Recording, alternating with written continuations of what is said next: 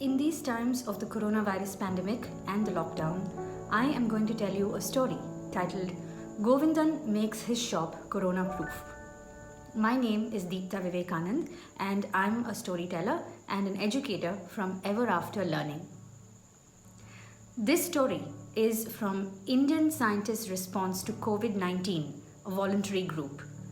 These are meant to portray typical scenarios and contextualize the information we provide.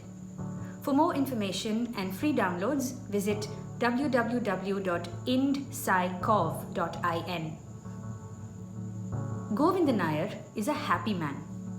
His shop is finally open after 10 days of being shut. 10 days, it feels like years, he thinks. When the lockdown started, they said groceries were essential items. But when poor Govindan tried to keep the shop open, the policeman wouldn't allow it. Moreover, because he rides a two-wheeler, he is constantly stopped by the police and has to explain himself every time. His friends Ibrahim and Chaco have not opened their shops either.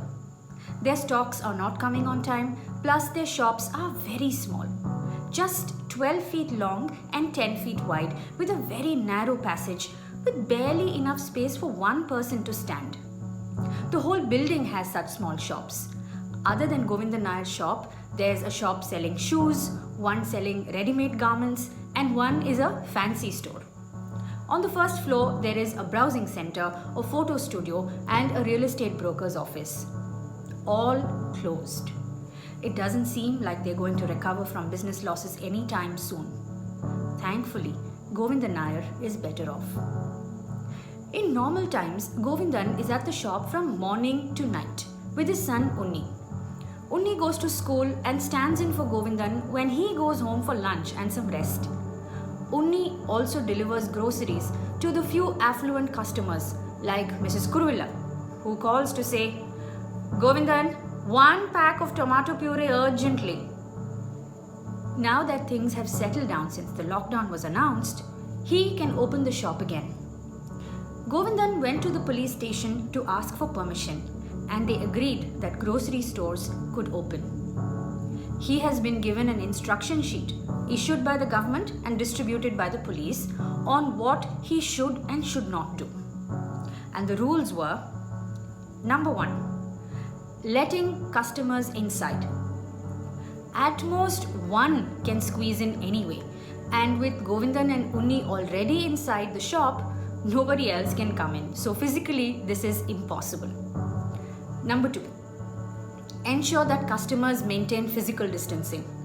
So Govindan has drawn chalk circles 1 meter apart, but he's not sure if the customers will follow this carefully.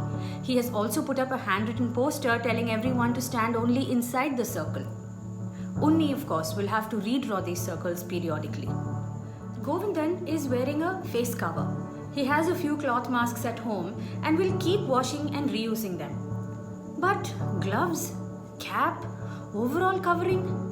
Yendamo, what will I do? I've never heard of these things. I'm not sure whether I can work wearing them in this Kerala heat.